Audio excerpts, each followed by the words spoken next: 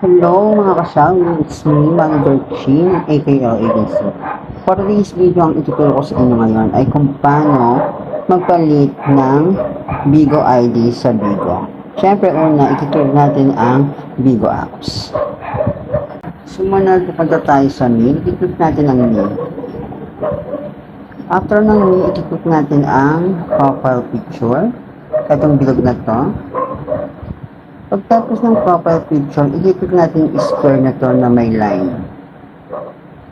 Ayan po. Tapos i-scroll lang natin siya ng pataas. Ayan. Hanapin natin ang Bigo ID natin. Ito ang Bigo ID natin. I-click lang natin ang Bigo ID natin.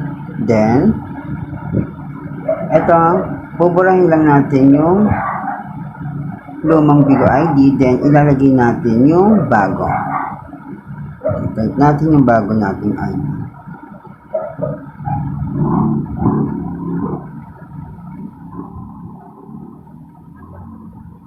Ayan. Pagkagawa ng bago nating ID, ayan, hindi na pwede kasi meron, taken na daw siya. So, papalitan natin siya. Gagawin natin siyang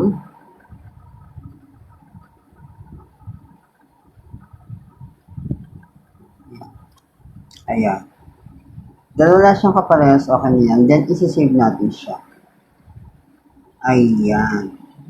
Makikita nyo, ito ng ano niya. Ito na ang aking bagong ID.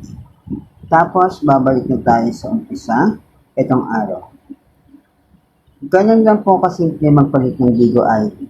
Sana po may tutunan kayo. And thank you for watching. Please subscribe my YouTube channel, PHAKL Agency, for more info and for more video tutorial. Thank you!